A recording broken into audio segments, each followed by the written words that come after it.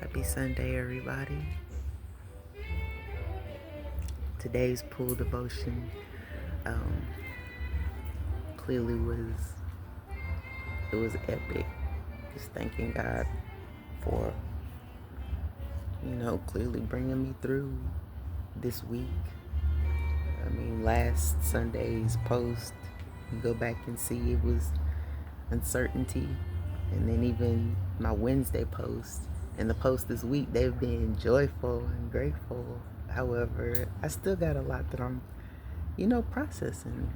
And so I definitely was going to come down here today and give God all the praise and all the glory. And just, yeah.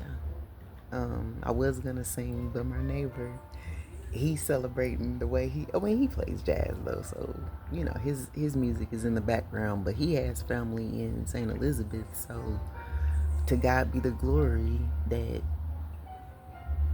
just to God be the glory. God is. So if you hear that music in the background, it's like we all rejoicing and praising in our own way. And I'm not gonna be like, I can't sing down here because you got your music. No way, no way. So, I was gonna try to make this short because I know that before the storm, people were not always staying around the whole time for the longer videos, but God has since delivered me from that, because as of now, even my longer videos, I've gotten like over close to 6,500. Yeah, like over 6,500, close to 6,500 views of even some of my longer videos. So I'm just grateful, and while I won't talk your head off, I will take my time. I'm not gonna rush because I'm like, well, they're not gonna watch, not gonna pay attention. The people who are supposed to watch whatever video you watch, that's who's supposed to be viewing it. And you'll get whatever God has for you in that video. So I'm not about to rush this. What I am about to do is just let you all know that I'm just grateful. Just grateful. As I've been watching videos and reposting videos and just showing the balance, because I know my story, as I've said, my reality looks a lot different from a lot of people right now. And so my reality is what it is, but I want to show the balance so that people in the States see that it's not pool time, that it's not people dance around with stuffed animals, that it is devastation, it's loss, is real loss. So I'm reposting the videos so that people can get a true accurate balance of the western side of the country and some of even the other parishes that were affected. But as for me, I keep saying, like, Lord, I thank you, because I don't have survivor's remorse. Some people who are, in Kingston or not in the affected areas, they're like, well, could have been me. Now, I do say it could have been me. It could have been. But am I regretful that it wasn't me? No, not at all. Because truth be told, I've had my own experiences of loss and devastation. I've been homeless before.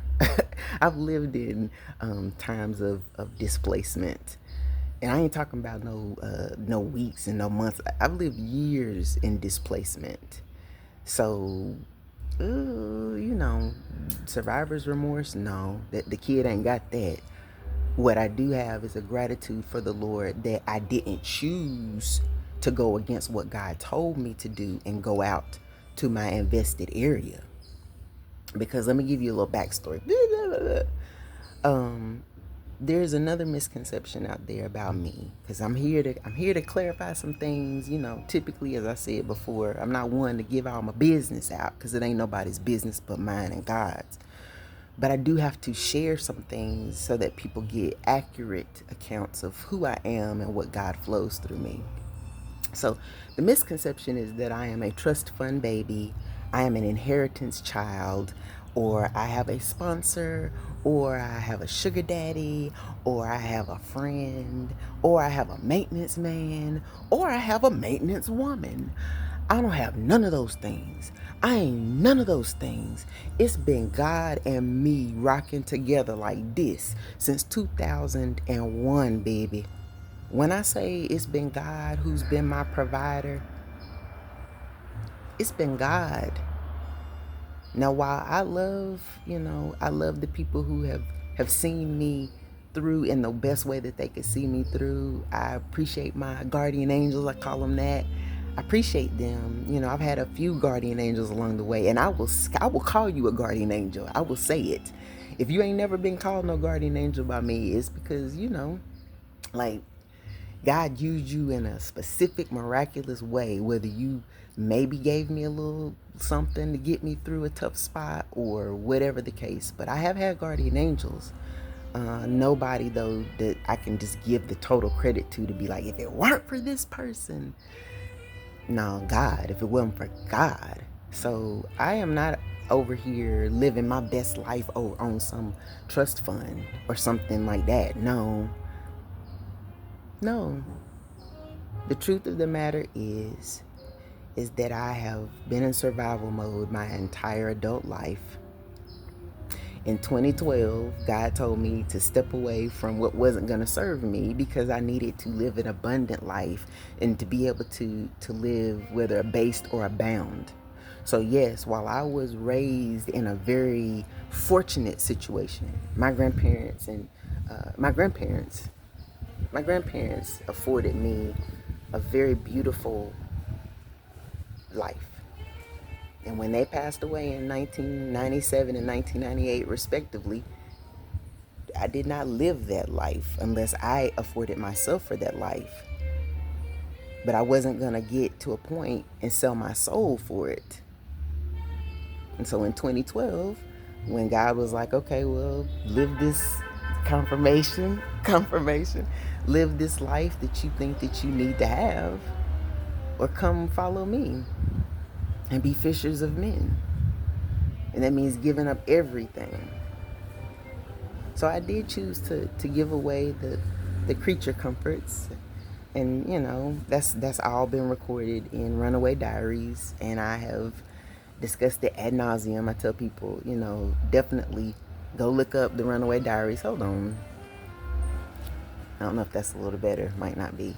Go look up the Runaway Diaries. I had a column in a magazine, Connect Magazine. Shout out to Eric. Thank you for that. Thank you for betting on me, Eric. But I walked away from a lot in 2012, and God brought me through. And so the money that I was able to grow and accumulate has been God's money. And then came along, the homelessness and poverty, and then I was able to get a little bit bored. Then came my divorce, which was public and contested and very nasty, and so I invested in myself, and I did have to invest in that. But from then to now, like, my money, I've been in survival mode until I said, God, I can't do this anymore. I wasn't created for this. You didn't create me for this. And so God said, if you trust me, do you trust me? And I'm like, yeah, I trust you. So I trusted God. And God said, take the money I give you from retirement and go make the world your classroom. And in doing that, I want you to heal down in this area, and I want you to invest in this area. So while God planted me in Kingston, all of the money that I came down here with was invested pretty much in what is now ground zero of the island.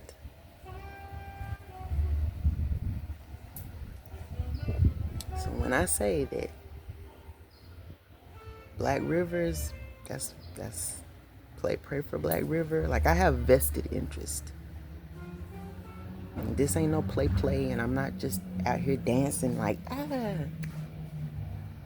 No, it's a real time of thanksgiving and gratitude, and reflection, and I'm like, Lord, thank you for not sending me back out there to think that I would be safer in Black River.